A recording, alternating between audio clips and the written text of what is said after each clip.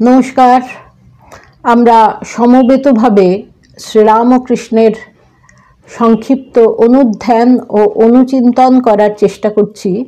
শ্রীরামকৃষ্ণের সমন্বয় আদর্শ ধর্মকেন্দ্রিক। শ্রীরামকৃষ্ণ নতুন যুগের, নতুন ধর্মের, নতুন দেবতার আদর্শ প্রতিমা। তিনি বলেছেন, সকলেই তাকে ডাকছে, দেশাদেশির দরকার নেই। তবে এই বলা যে মতুয়ার বুদ্ধি ভালো নয়, অর্থাৎ আমার ধর্ম ঠিক আর সকলের ভুল, এটি ভালো নয়। বরঞ্চ ওদের ধর্ম ঠিক কি ভুল, সত্য কি মিথ্যা, এ আমি বুঝতে পারছি না, এ ভাব ভালো। দেশ কাল পাত্র ভেদে ঈশ্বর নানা ধর্ম করেছেন। স্বামী নিখিলানন্দ বলেছেন, he is indeed a real man who has harmonized everything. Most people are one-sided, but I find that all opinions point to the one. ঠাকুর বলেছিলেন যে সমন্বয় করেছে সেই ঠিক ঠিক লোক। অনেকেই একঘেয়ে, আমি কিন্তু দেখি সব এক। ভূতেশানন্দজি মহারাজ বলেছিলেন, বিভিন্ন মতের প্রত্যেকটির মধ্যে সত্য আছে জেনে যে ব্যক্তি এদের মধ্যে কোনো বিরোধ দেখে না, সেই সমন্বয় করেছে। সমন্বয় শব্দটির ব্যঞ্জনা 3 প্রকারের ভাবনায় সূচিত। সে 3টি হচ্ছে সামঞ্জস্য, ঐক্য এবং মিলন।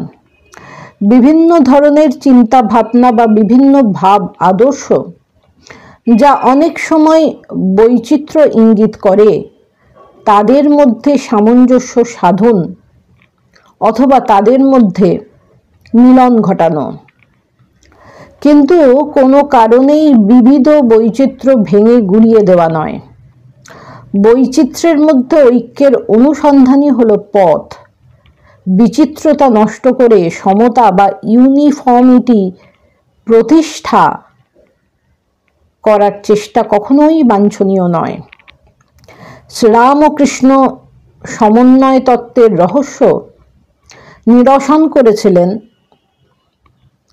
ধর্ম তথা আধ্যাত্মিকতার সূত্র ধরে। তিনি যে যে ধর্ম মত অনুযায়ী ধর্ম সাধন করেছেন, সেই ধর্ম মত অবলম্বীদের মত, আদর্শ, বিশ্বাস, রীতিনীতি, আচরণ আন্তরিকভাবে অনুসরণ করেছেন। তিনি খ্রিস্ট ধর্ম সাধনকালে সেই ধর্মের ধ্যান ধারণা, আচার আচরণ, বিশ্বাস দ্বারা পরিচালিত হয়েছেন। অর্থাৎ প্রত্যেক ধর্ম বা ধর্ম সম্প্রদায়ের নিজ নিজ বৈশিষ্ট্য সশ্রদ্ধভাবে বিশ্বাস করে এবং তাদের আচার আচরণ অনুসরণ করে প্রত্যেকটি মত পথের সত্যতা এবং উপযোগিতা তিনি যাচাই করেছেন। পরিণতিতে তিনি সকল ধর্ম মতকে সুসমন্বিত করেছেন। তাই তিনি বলতেন, শাক্ত, বৈষ্ণব, বেদান্ত সবই সেই এককে লয়ে, সেই ভগবানকে নিয়ে এক এবং অদ্বিতীয়ম যিনি নিরাকার, তিনি সাকার, তারই নানা রূপ। বেদে যার কথা আছে, তন্ত্রে তারই কথা, পুরাণে তারই কথা। সেই এক সচ্চিদানন্দেরই কথা, যারই নিত্য তারই লীলা।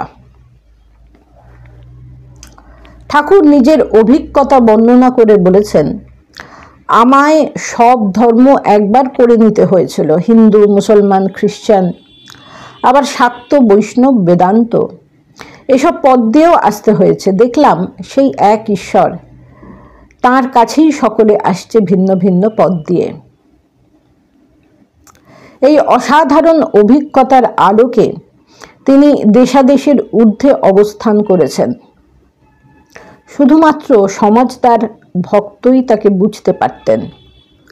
উদারপন্থী ঈশানচন্দ্র মুখোপাধ্যায়, ঈশান, তিনি বলেছিলেন, হরি আর হরর কোনো পার্থক্য নেই, সে একই ধাতু, কেবল প্রত্যয়ের ভেদ।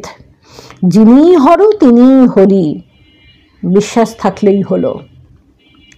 সকল ধর্মের অন্তর্নিহিত আধ্যাত্মিকতার সূত্র ধরেই শ্রীরামকৃষ্ণ শিষ্য স্বামী বিবেকানন্দ বিশ্ব ধর্ম মহাসম্মেলনে উপস্থিত বিভিন্ন সম্প্রদায়ের প্রতিনিধিদের আশ্বস্ত করে বলেছিলেন, খ্রিস্টানকে হিন্দু বা বৌদ্ধ হতে হবে না, অথবা হিন্দু বা বৌদ্ধকে খ্রিস্টান হতে হবে না, কিন্তু প্রত্যেক ধর্মই অন্যান্য ধর্মের সারভাগগুলি গ্রহণ করে পুষ্টি লাভ করবে, সমৃদ্ধ হবে এবং নিজস্ব বিশেষত্ব বজায় রেখে, নিজস্ব বিশেষত্ব খুইয়ে নয় বজায় রেখে নিজ প্রকৃতি অনুসারে বিকাশ লাভ করবে।